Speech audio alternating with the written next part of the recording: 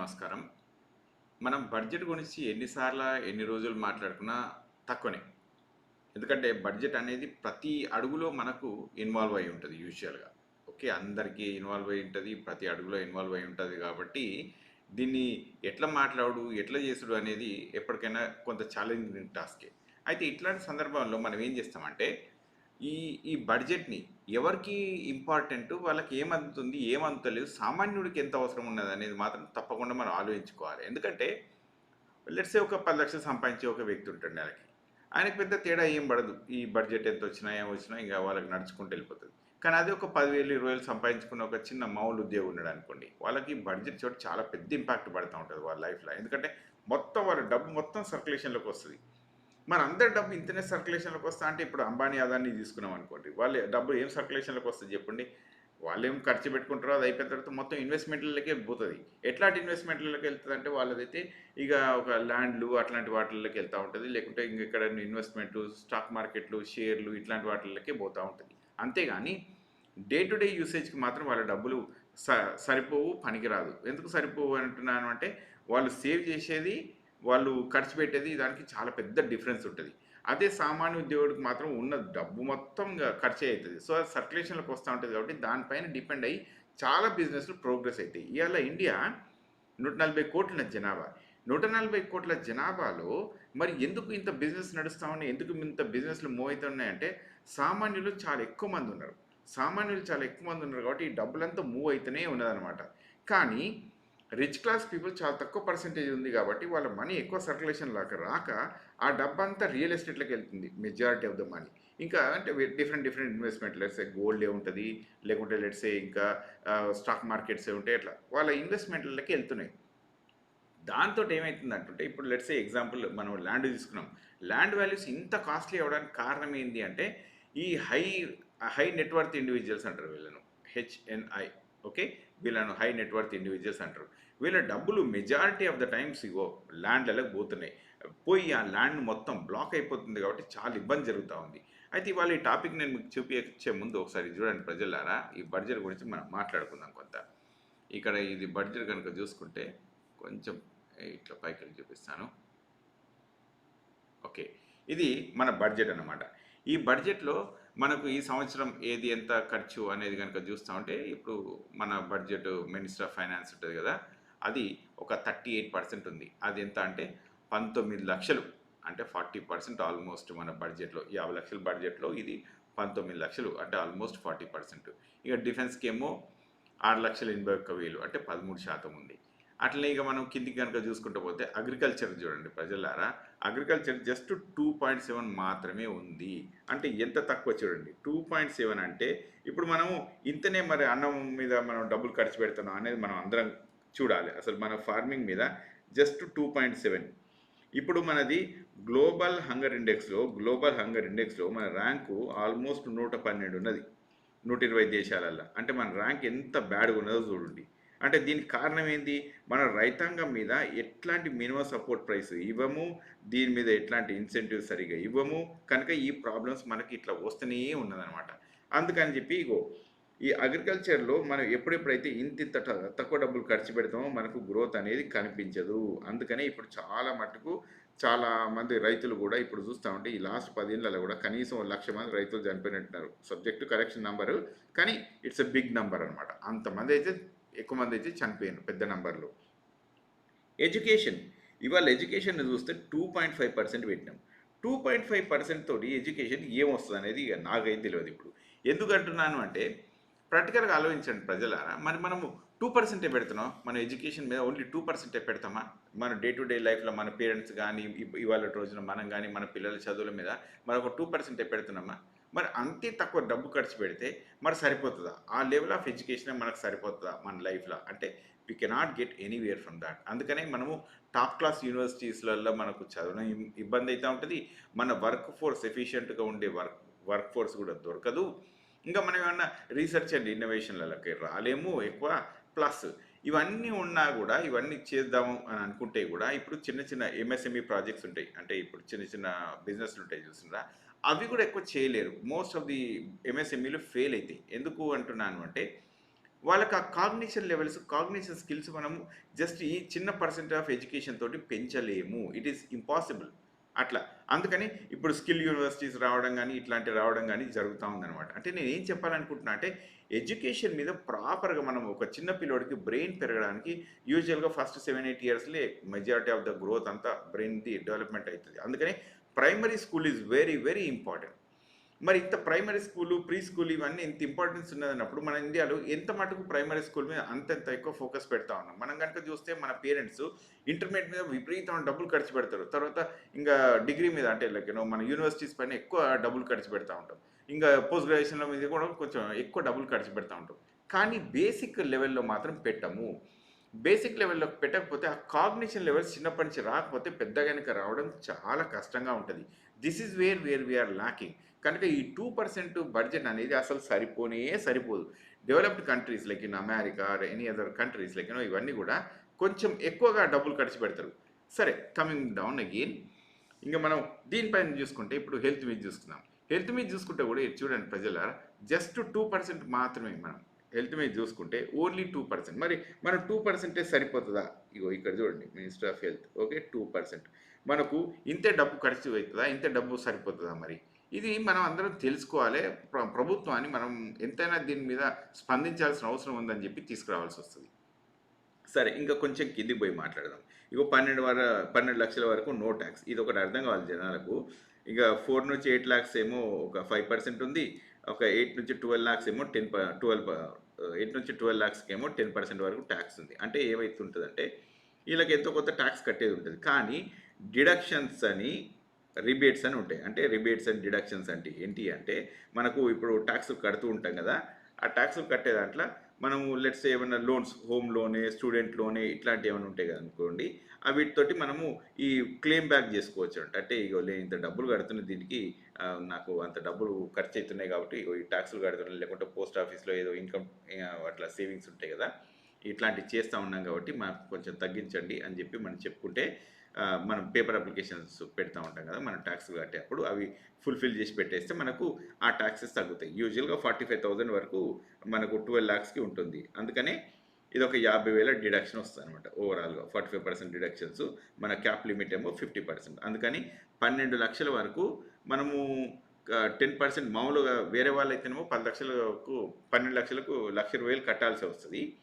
కానీ 12 లక్షలకి ఎంత ఒక 60,000 కట్టాల్సి వస్తుంది. కానీ ఈ పద్ధతి ప్రకారం మనం ట్యాక్స్ రిబేట్స్ 50% వరకు మనం క్లెయిమ్ చేసుకోవచ్చు కాబట్టి we are on the safer bet. Anyways coming down, ఇంకొకటి చూపిస్తాను నేను మీకు ప్రజలారా. ఇగో ఇక్కడ మినిమం సపోర్ట్ ప్రైస్ ఇప్పుడు ఈ 10 సంవత్సరాల్లో మనకు ఈ డిమాండ్ అయితే మోడీ గారు చెప్పిందే కదా, అంటే బీజేపీ ప్రభుత్వం వాళ్ళు చెప్పినారు కదా. ఇగో చూడండి బీజేపీ మేనిఫెస్టోలో ఉంది 2014లో ఏమని చెప్పినారు వీళ్ళంటే, మినిమం సపోర్ట్ ప్రైస్ మేము తప్పకుండా minimum support price was a promise made by Narendra Modi and Bharatiya Janata party in 2014 manifesto. అప్పటి నుంచి ఇప్పటిదాకా ఎన్నడన్నా పెట్టినా అంటే ఏనాడు పెట్టలేదు. ఓకే, మినిమం సపోర్ట్ ప్రైస్ అనేది రైతులకు ఇయ్యలేదు. ఇవాళ చూస్తూ ఉంటే రైతులు మనందరికి తెలిసిందే కదా, ఎక్కడ మన దాని పేరేంది అదే ఢిల్లీ బార్డర్స్లో పంజాబీ రైతులు ఎన్నో రోజుల నుంచి నిరాహార దీక్ష చేస్తూ ఉంటారు. సింగ్ గారు అయితే పాపం ఇప్పటికీ ఒక 40 రోజుల నుంచి 40 రోజులు కూడా దాటింది ఇప్పుడు ఆయన నిరాహార దీక్ష చేపట్టుకొని. సో ఇట్లాంటి టఫ్ టైమ్స్ కూడా లీడ్ చేస్తూ ఉన్నారు.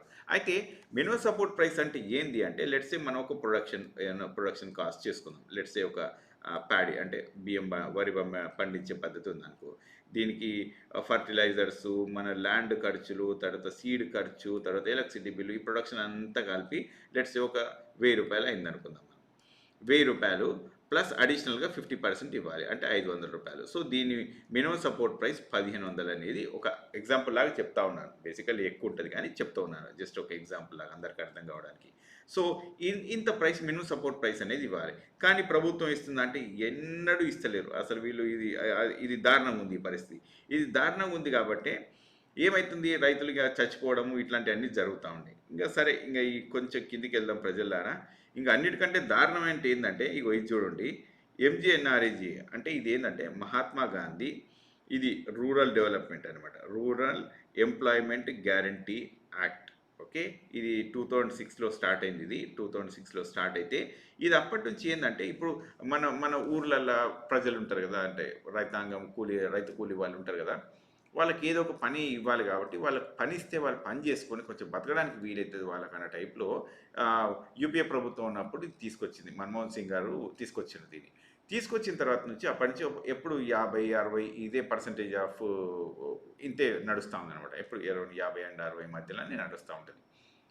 కానీ ఇప్పుడేమైందంటే, అది 50, 60 నుంచి అంటే 50, 60 డేస్ పర్ ఇయర్ నుంచి అదొక 44 రోజులకే వచ్చింది. సరే 44 రోజులైతే 44 రోజులైంది అని అనుకుంటే, దానికి డబ్బులు కూడా ఇస్తలేరు. అరే భయ్ నాకు అర్థం కాని క్వెషన్ ఏందంటే, పని చేయించుకొని పైసలు లేకపోతే రైతు కూలండి ఎంత పేద పరిస్థితులలో ఉంటారు. వాళ్ళకసలు ఏం డబ్బులుంటాయి, వాళ్ళకి ఏముండవు. కానీ వాళ్ళ దగ్గర పని చేయించుకుంటుంది ప్రభుత్వం. వాళ్ళకు డబ్బులు పే చేయడం అనేది రూల్ 15 డేస్‌లో పే చేయాలి వాళ్ళకు. కానీ అది జరగట్లేదు.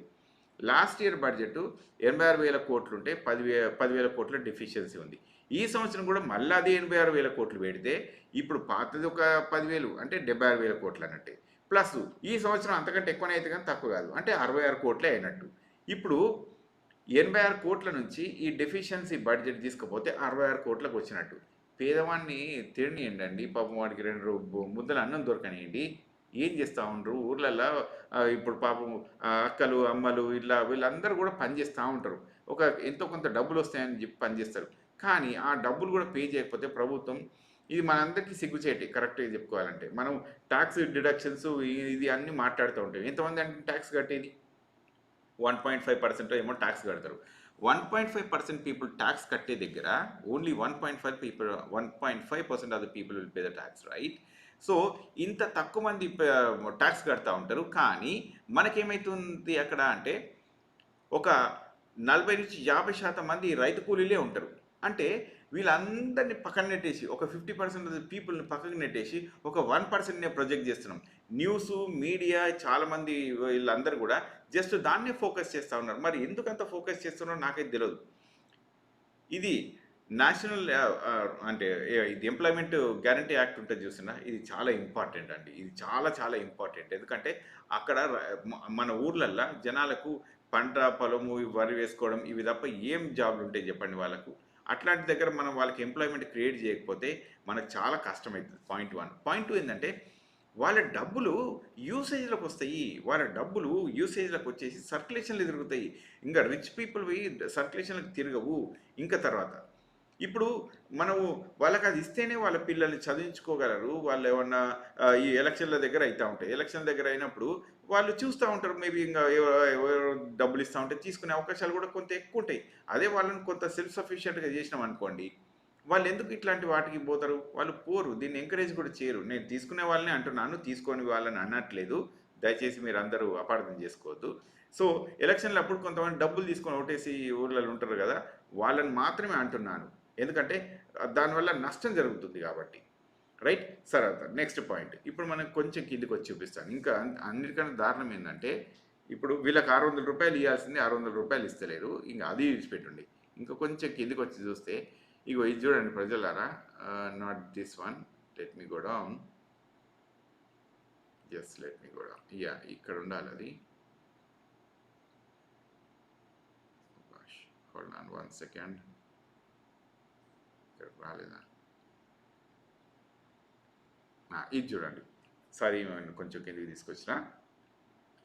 ఇది చూడండి ఇక్కడ మనము the right to work deleted అంటే ఈ జనాలది ఈ వాళ్ళకు పాపం ఆధార్ కార్డు బేస్ పేమెంట్ అని చెప్పి ఏదో ఒక పేమెంట్ అని చెప్పి వీళ్ళకి లేకుండా ఇప్పుడు 1,50,00,000 మంది పాపం ఈ లిస్ట్లో ఈ పేర్లో ఎన్రోల్ చేసుకున్న వాళ్ళల్లా 1,50,00,000 మంది చూడండి ఇక్కడ 1,50,00,000 మందిని జాబ్లో అంటే వాళ్ళకు జాబ్ లెస్ చేసేసిండు. అంటే వాళ్ళ నంబర్లు నేమ్స్ అన్ని తీసేస్తే ఇక వీళ్ళకు ఈ జాబ్స్ రావన్నమాట. అంటే ఇప్పుడు మన national employment rural employment guarantee act ఉంది కదా దాంట్లో ఈ వీళ్ళ పేర్లు తీసేస్తారు. వీళ్ళ పేర్లు తీసేసరితో వీళ్ళకు ఆ పనికి ఆహార పథకం అనేది ఇక దొరకదు ఇక వీళ్ళకు. మరి వీళ్ళ తీసేయడానికి ఏం సిస్టమ్ అవలంబించిండ్రో దీన్ని చూడాలి కదా ప్రభుత్వం. చూసి దీన్ని కరెక్షన్ చేసుకొని ముందుకెళ్ళాలి. సరే ఆ తర్వాత కూడా ఇంకోటి చూపిస్తాను మీకు. ఇవన్నీ ఇట్లా చేసిండ్రా ఇది చూడండి ప్రజలారా. జ్ఞాన్ భారతం మిషన్ జ్ఞాన్ భారతం మిషన్ అని చెప్పి ఇంకోటి పెట్టారు. ఇది ఏందో అన్నిటికంటే దారుణం ఏంటంటే ఇది చూడండి ప్రజలారా. 1 crore మనుస్మృతిస్ టు బి కవర్డ్ అంటే 1 కోటి మనుస్మృతులను ప్రింట్అవుట్ చేసి లేబర్లలా ఇక్కడక్కడ అవన్నీ పెట్టి చేయడానికి. ఇంతకంటే ముందు దీన్ని అసలు ఇక్కడ ఎవరైనా ఉండేనా, ఇది అసలు ఎక్కడైనా ఉండేనా? మనుస్మృతి పుస్తకాలు టైప్ అవన్నీ చేసి తర్వాత నేషనల్ లైబ్రరీలో పెట్టడాలు, ఇంకా డిజిటల్ లైబ్రరీలో పెట్టడాలు, దాన్ని స్ప్రెడ్ చేయడాలు. మనుస్మృతిని స్ప్రెడ్ చేయడానికి కోసం డబ్బులు ఖర్చు పెడుతుంది. ఇంతకంటే ముందు పెట్టిన దానికంటే ఈసారి 20 రెట్లు ఎక్కువ పెడుతుంది డబ్బులు. 20 రెట్లు ఎక్కువ, కానీ పేదవానికి అన్నం పెట్టడానికి మాత్రం వాళ్ళ దగ్గర 10,000 కోట్లు తీసేస్తుంది. సో అంటే ఎడ్యుకేషన్ మీద, హెల్త్ మీద, ఫార్మర్స్ మీద పట్టించుకొని ప్రభుత్వము మనుస్మృతి పుస్తకాలు కొట్టేయడానికి మాత్రం అసలు బాగా ఫోకస్డ్గా ఉంది. అందులో అన్ని కోట్ల రూపాయలు ఖర్చు పెట్టడానికి. ఇంతకంటే ముందు జస్ట్ 3 కోట్ల రూపాయలు, ఇప్పుడు అది 60 కోట్లకు పెంచారు దాన్ని. మళ్ళీ వచ్చే సంవత్సరం ఎంత పెంచారో ఇక తెలియదు. అది వీళ్ళు ఏడు దాకా తీసుకోబోతారో కూడా తెలియదు నాకు. So what I mean to tell is, ప్రజలారా బడ్జెట్ చదవండి, అందరు కూడా బడ్జెట్ చదవండి, బడ్జెట్లో ఉన్నదాన్ని అర్థం చేసుకునే ఆలోచన కూడా చెయ్యండి. సరే ఫస్ట్ టైం మీకు అర్థం కాకపోవచ్చు కొంతమందికి, ఈవెన్చువల్గా నన్ను అర్థమవుతుంది. అర్థమైన కాంచెలు ఏమవుతుంటుందంటే, మన దాని మీద ఫోకస్డ్గా ఉంటే మనకు ఎట్లయితే డబ్బులు వస్తున్నాయి పోతున్నాయి అనేది మనకు తెలుస్తూ ఉంటే దాని మీదకి వెళ్ళి మన ఓటు కూడా మనం మారే అవకాశాలు ఉంటుంది. మనం ఏది అవసరమో అనేది మనం కరెక్ట్గా చూస్ చేసుకోగలుగుతాం. ఎంతమంది మనం కరెక్ట్గా చూడండి బడ్జెట్ మీద ఫోకస్ పెడతాం అంటే very very few people budget మీద ఫోకస్ చేసేది.